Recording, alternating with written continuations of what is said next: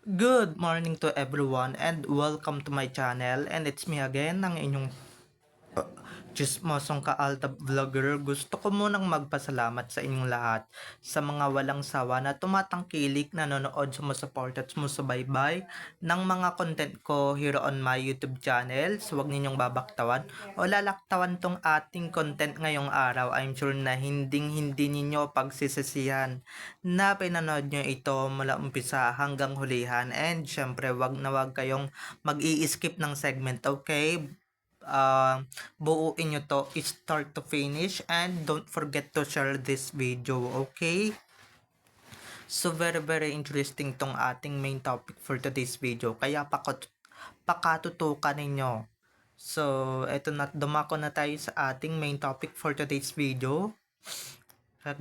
Kagayang eto nga, I'm sure nabalita nyo tong isa na namang kabalbala na sinabi ni Alden on national TV. Natatakot daw siyang tumanda mag-isa without knowing may asawa ka na. So, ito na guys, watch this. Mamaya ipapaliwanag ko sa inyo ng bongbo. So, ito na guys, watch this. Siguro my fear is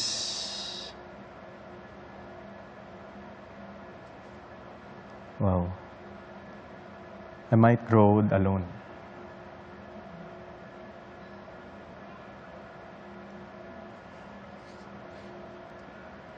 Ngayon lang siya dumating. Minsan kasi wala talaga akong pakialam sa sarili ko eh. Mas kumbaga parang yung mga importante muna. So, yun na, parang ngayon lang siya dumating actually sa akin. Just now, when I said it. That's my fear. I might grow old alone, and I don't want that to happen. At kung nakita nyo na ngayong recap, so once again say TTO sa mga admins, dumako na tayo sa ating main topic for today's video. Gaya nga ng sinabi ko kanina, no, ano na naman kasinungalingan to, Alden? Ano na namang kabalbalan to, diba? I'm sure guys, scripted lang naman tong sinabi ni Tisoy. At ito nga yung mga sinabi ni Tisoy. Takot daw siya guys, takot daw siya tumanda mag-isa. Takot daw siyang tumanda mag-isa, takot siya na maging binata, na matandang binata actually, without knowing guys. Kilalang kilala na natin si Alden Richards without knowing na matagal na siyang may asawa at matagal na siyang may pamilya, diba? So saan na naman galing sinungaling mong yung Tisoy? Galing, diba? Saan man na naman napulot yung mga salitang yan na takot ka tumanda, takot ka maging ganito, takot ka mag-isa, diba? Baka gusto mo lang naman, no? Baka gusto mo lang naman na isampal sa'yo or isampal namin sa'yo yung katotohanan. At syempre, may asawa ka na, diba?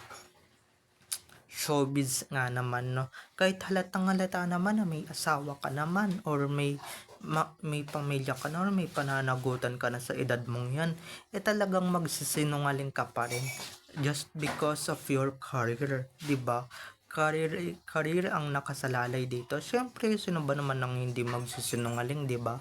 Sino ba naman ang hindi magsisinungaling sa sitwasyon yan? At I'm sure guys, marami din naman talagang mambabash dyan. Marami na namang iikot ang mga puwetan, and syempre marami na naman ang hindi makakaintindi sa paliwanag ni Alden, okay?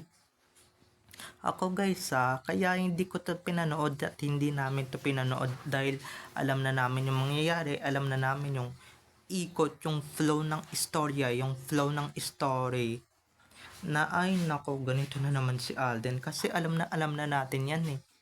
'Di ba, pagka may parating siyang project or may paparating siyang project, ay naku po, may paparating siyang, blessing, eh, talagang ganyan talaga guys, ganyan na ganyan talaga yung gagawin niya.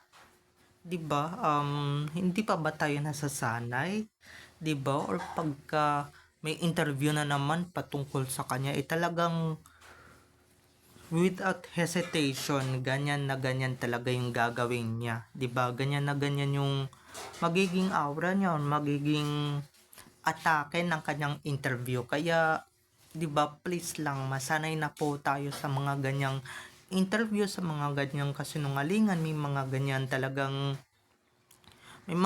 talagang kabalbalan na talagang iikot lang talaga at iikot ang um, mga ganyang kasagutan na single, 'di ba? Takot mag-isa tumanda o takot tumanda mag-isa, ganyan ganyan. Takot takot maging matandang binata, 'di ba? Ganyan ganyan. Pero guys, sa mata tayo mag-focus na talagang yung mata niya eh talagang pagod na talagang magsinungaling. Pero guys, nasa showbiz pa siya, 'di ba? Nasa showbiz pa siya. So intindihin na lang natin, okay? At I'm sure guys, marami na naman mga mosang or mga marites diyan sa paligid. And syempre, hindi na naman nila maiintindihan yung sitwasyon.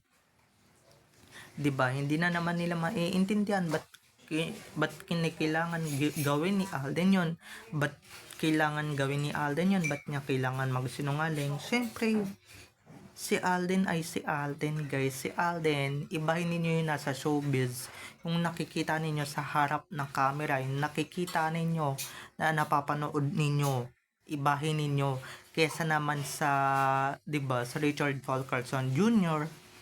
na talagang may asawa na talaga, 'di ba? May pamilya. May pamilya na, 'di ba? Ibahin niyo yung sitwasyon ni Alden sa sitwasyon ni Richard Fulkerson Jr., okay? Dahil yung Richard Fulkerson Jr. eh talagang matagal nang may asawa, matagal nang may pananagutan, okay? Ewan ko ba dito sa mga to eh, ba't hindi minsan maintindihan, hindi minsan maunawaan ng mga animal? Or syempre, ba't nila uunawain, eh animal nga sila, eh 'di ba diyan sila magaling sa pambabash, and syempre sa mga mosang sa paligid or chismosa sa paligid dito sa social media, 'di ba, marami silang ganon, 'di ba? Marami silang mga ganito, ganyan. Syempre mga bobo eh. Nasa talampakan yung utak nila. Syempre hindi nila mauunawaan at hindi nila maiintindihan yung mga pinagsasabi natin here on our SOCMED. Kaya please try to understand Alden and try to think his actions and he's saying here on his interview. So kayo na lang bahala guys ang umiintindi. Pero guys, kung talagang Aldab Nation ka or part ka ng Aldab Nation, 'di ba?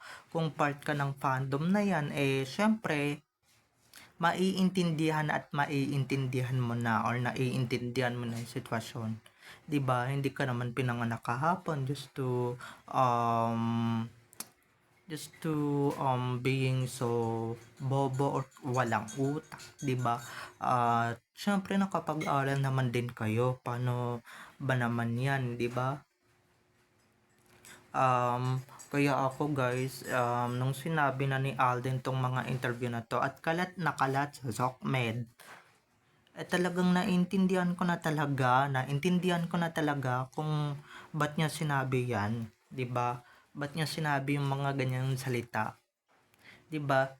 Eh syempre may paparating na namang project for sure after it starts on the floor, 'di ba? Nakatatapos lang, I'm sure guys, may paparating na namang bagong proyekto, 'di ba? Kaya kailangan na naman niyang magsinungaling at kailangan na naman niyang mag magsinungaling, gumawa ng kwento, 'di ba? Gumawa um, ng ganitong istorya kahit naman hindi naman din kapapaniwalaan ng karamihan, 'di ba? Kahit hindi naman kapapaniwalaan ng mga or kapaniniwalaan ng maraming tao or maski ng ADN fandom. Hindi naman din kami maniniwala diyan, Tisoy, 'di ba? Single, 'di ba? Takot tumanda mag-isa, baka mamaya sampalin namin sa iyo yung mga pinagbibigay ni Main or yung mga binigay mo kay Main, 'di ba? Nung mga nakaraang taon or may mga nakaraang dekada tayong nakalipas. Baka gusto mong ipagduldulan namin yun, Tisoy, 'di ba? Madali lang naman talaga kaming kausap. Kaya para matigil na rin talaga yung mga kapestihan na dulot ng pagsisinungaling mo, and syempre ng pagiging drama actor mo, 'di ba? Pero sa bagay, artista nga naman 'yan, 'di ba? Kahit ano gagawin, kahit labag sa kalooban, and syempre handa kang magsinungaling just to protect your wife and protect your territory, 'di ba? Kasi mas mabuti na rin 'yan talaga na protektahan mo yung teritoryo mo kaysa, guys, eto pagka talagang umamin ka or pagka talagang umamin ka, 'di ba? Diyan na mag-uumpisa yung hahalughugin na ng, 'di ba? Papakialaman na yung pamilya mo, papakialaman na yung, 'di ba? Kahit papakialaman na yung ano mo, yung mga kind of territorial or territory mo, 'di ba? Diyan na yung love life mo, papakialaman na once na umamin kaya mas mabuti pa talaga yung ginawa ni Tisoy, mas mabuti pa talaga yung ginawa ni Alden na talagang wag na muna siyang aamin or wag mo na siyang aamin or umamin sa harap ng publiko, kasi nga ganyan yung nangyayari, 'di ba? And 'di ba, being a laos, 'di ba, being an artista, syempre pinapangalagaan din ni Tisoy yung kanyang career, 'di ba, na matagal niya nang ipinundar, nakasama pa niya si Main, 'di ba? Matagal na siyang nagkapangalan, and syempre matagal na siyang nagkapangalan dahil kay Main, 'di ba? Kaya 'di ba, and pinoprotektahan din naman niya yun si Main. Kaya yung mga bashers diyan na gustong-gusto ng paaminin si Alden, sorry na lang kayo. 'Di ba? Hanggat may career yan at hanggang nandito pa yan sa showbiz, hindi yan aamin yan si Tisoy, dahil kilala naman na natin yan si Tisoy, 'di ba? Hindi aamin yan or hindi aamin yan ng bonggang-bongga hanggang nandiyan pa yan sa showbiz, 'di ba? Pero paunti-unti na siyang umaalis sa showbiz kasi nga 'di ba, ayaw na din yan talagang masakal sa mga ganyang kasinungalingan, sa mga ganyang um, press release sa mga pag ganito, pag ganyan ng mga pesteng interviewers, 'di ba? Ayaw na yan ni Tisoy, kaya sorry na lang kayo, 'di ba? Sorry na lang kayo, hindi kayo magtatagumpay diyan sa mga binabalak ninyo. Kaya 'di ba, kaya please lang, use our brains, okay? Use your brains.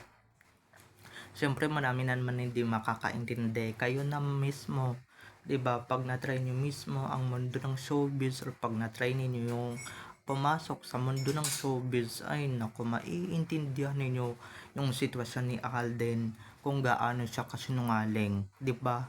So, bye-bye na mga ka-ADN. I love you all. Have a nice day. Keep safe and God bless everyone. Don't forget to subscribe to my YouTube channel, and syempre, don't forget to click the notification bell para pag nag-upload ako, kayo agad ang unang-unang manonotify sa aking mga susunod pang mga videos. Okay?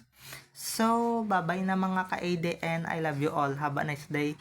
Keep safe and God bless everyone. See you on my next videos. Bye-bye. I love you all. Enjoy watching.